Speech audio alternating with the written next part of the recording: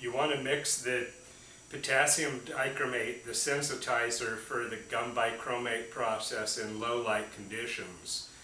Before I dampen the lights here, I want to go over some of the materials. You'll mix the dichromate with distilled water, so you're going to need a gallon of distilled water. You're going to need a measuring cup, a 1 cup size, 8 ounces is fine.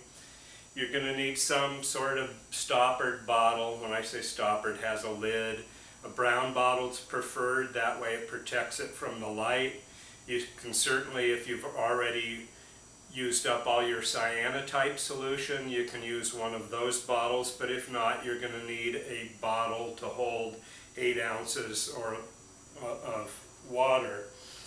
Also, safety-wise, when you mix, you should have glasses or safety glasses if you have them. My suggestion, they're not terribly expensive and it's something that you can keep and use. But safety glasses, you don't want it to splash in your eye, although I don't know how likely that will be. If you have a funnel, great. I've got a little funnel. If not, you can make one out of paper, or frankly, you can just pour the chemical in. Also, we're all used to wearing masks at this point, so you're going to want to wear a mask as well. As far as mixing the dichromate with the distilled water, first off, when you mix chemicals, you always add the chemical to the water. So you put the water in first.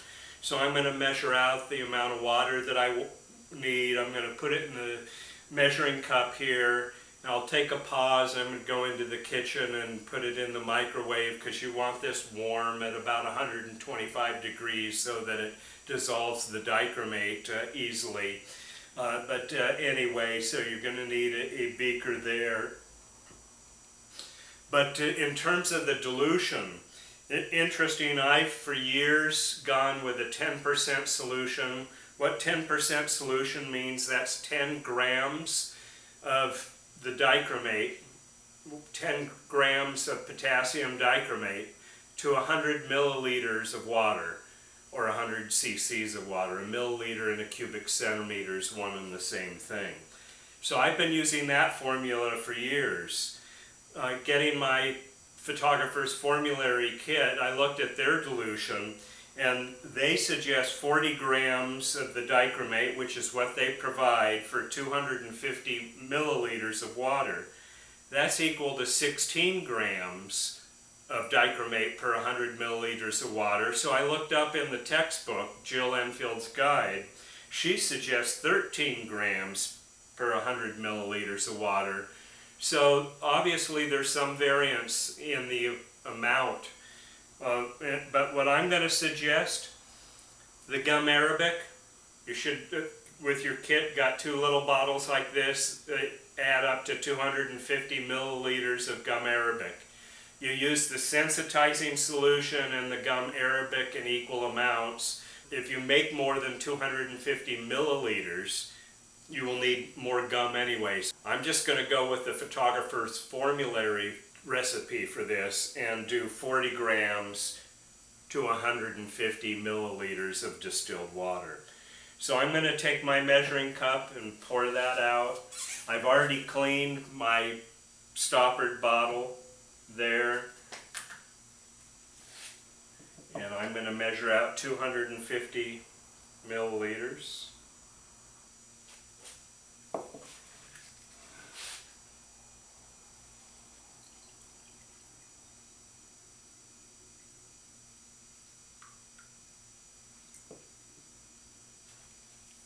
Which is 8 ounces.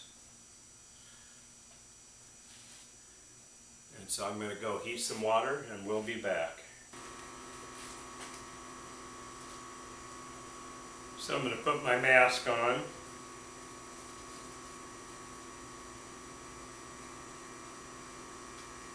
So I have some toasty hot water here. So I'm going to pour it into my clean container. Just so you know, if you don't have a thermometer, hot bath water is about 104 degrees. So you want it a little hotter than you would be able to stand in a bath.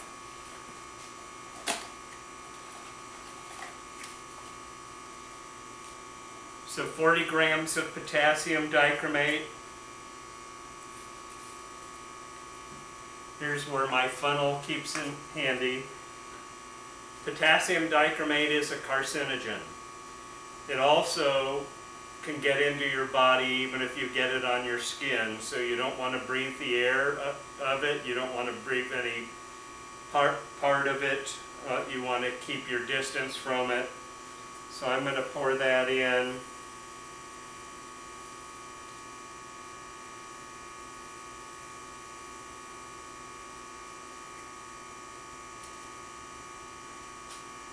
Set that aside.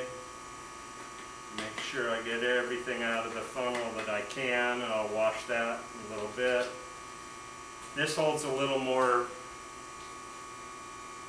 milliliters than I have in there, so I can just shake it. And I'm going to do this for a while.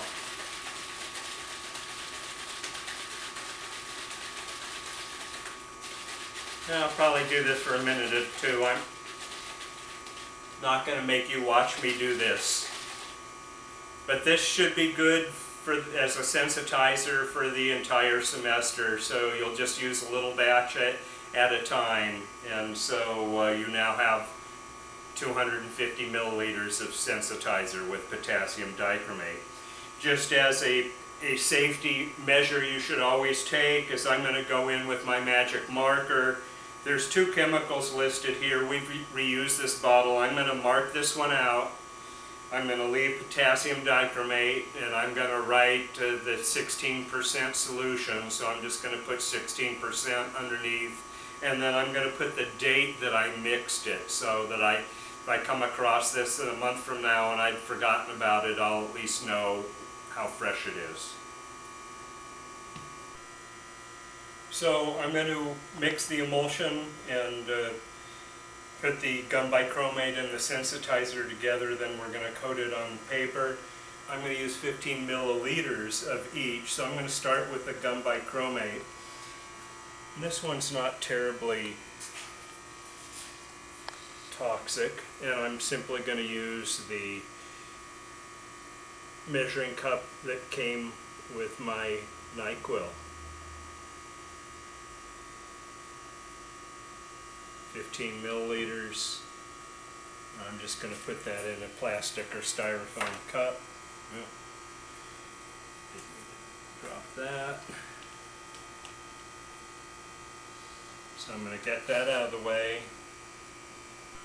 In handling the sensitizer, since that is a potentially dangerous chemical, I am going to go ahead and put my gloves on.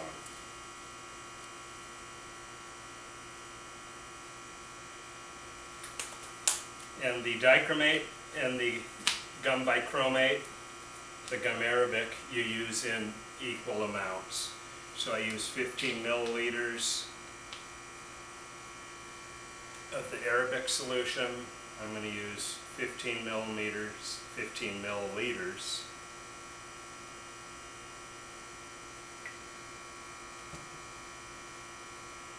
And I always remember to put the lid on before I spill everything.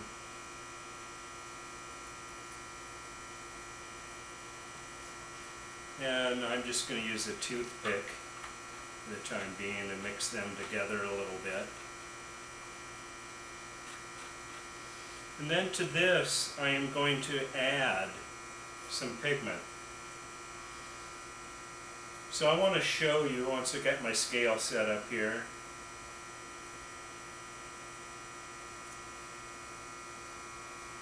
so I'm using 15 milliliters of each, the gum arabic and the potassium dichromate.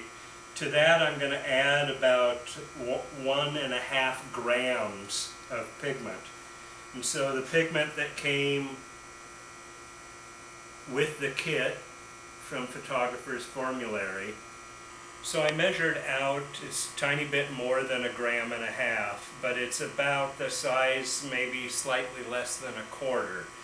And so I'm going to take that, and to that I'm going to add just a little bit of blue, and maybe we'll get kind of a little bit of a purple. And I'm going to get as much of that into the sensitizer as I can.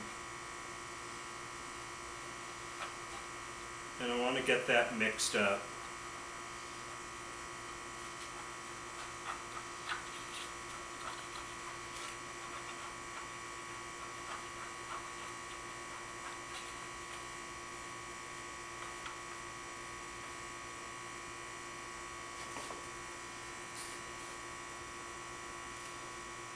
Once I have this mixed, I have about 2 hours to complete this whole process. And so that's pretty well mixed. And I'm going to use a brush this time, not the foam brush. And it should go on a little bit better. And I want this to be as even as possible, but also I don't want it really thick. If it gets too thick, it'll flake as it dries. But I want to use my typical process, coating one direction and then another. And again, I'm doing it as smooth and evenly as possible, but this starts to set up fairly quickly. By that I mean it starts to get sticky and it starts to dry. It's going to dry on its own in probably 15, 20 minutes, maybe even up to an hour. I can speed up the drying process with a hair dryer without the heat, as long as there's no heat element that comes on, because that can actually expose the paper. And so I have a coated Gum Bichromate. I'm going to let this dry. We're in the garage. It's kind of hot in here. It's probably going to dry on its own in about 15 or 20 minutes. And I'll come back and expose it. Okay, I did a test strip and came out about 25 seconds. So I'm just going to count these out. Let's take it in and process it. You can see a very faint image there, but you process it by putting it in several trays of water and basically doing a water bath here. And what you'll sometimes find is that sometimes the gum is reluctant to come off, and so sometimes you might have to use a brush or lightly even your fingers to remove some of the pigment. But I'm going to replace the water here. And I just have slightly warmer water, probably about 80 degrees. And I'm going to brush away a little bit because this one's seeming to be reluctant. Sometimes if you do that too much, it can damage the print.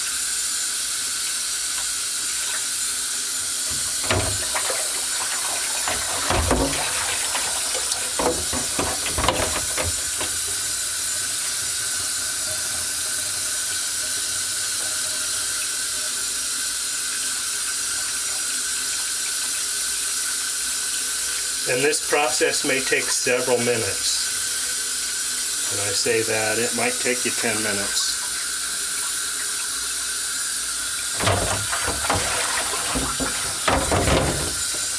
But when the wash water's clean, nothing else comes off, that's generally when you've got your image.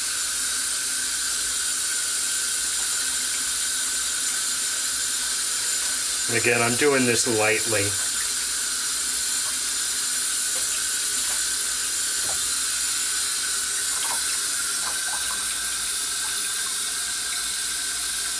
Anyway, a Gum Bichromate print.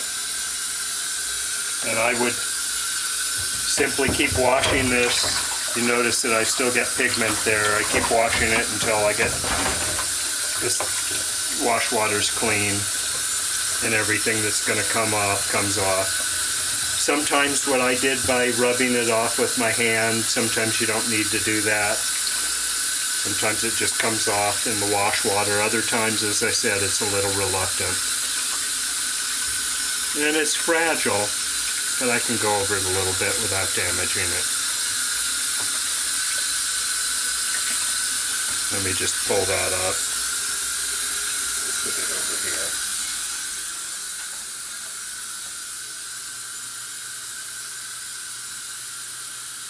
Gum Bichromate print. I'll show you the results in just a minute, but I wanted to talk about a couple of things first. Just to remind you, safety first always. When you're mixing the potassium dichromate, wear safety goggles, wear a mask, wear gloves. All three of those things. The instructions that come with the photographer's formulary kit use their dilution, and that was part of this demo, as I'm using their dilution of the potassium dichromate. But follow the instructions that I've basically simplified on the blog for Arts 343 about doing gum bichromate. I think you'll find it's an easier, quicker process than if you read their instructions. In terms of things like sizing and shrinking, that's only material if you're going to coat a gum bichromate print multiple times, meaning you put one color down and then you can put another color down on top of that, or even the same color, but build up density of the color and build up contrast and things like that. I'm not expecting you to do that in this, and so the instructions and even the chemicals, as well as the instructions for sizing your paper, that's something that, for me anyway, you don't need. I also want to tell you I'm doing this at the beginning of July. The sun's out, it's hot. My exposure times were pretty quick, between 20 and 30 seconds, and so that it's a bit more sensitive than the cyanotype chemistry really was. So know that going forward with this, that you have a little less leeway in terms of the light. Handle it in very dim light when you're coating it, and in the sunlight when you're exposing it. My test strip, the first one I did were 20 seconds, then I went down to 10-second test strips, just to get a sense of the ballpark exposure. So know that. And also, you can't coat too many at a time. When I say that, because it takes you a little time to process each one, when you're coating them, it's not like you, with cyanotype, you can coat a whole batch and put them away to dry and put them in a box once they're dry, and they'll work for the next several days, certainly, and probably even longer than that. With gum bichromate, you have about 2 hours once you've coated it to when you've really exhausted your time to process it. It hardens, and once it really sets up, there's no way washing off that big pigment. So anyway, I coated 4 pieces of more or less 8.5 by 11 paper, and that was basically all I had time for. And I'll spin the camera around and show you the results.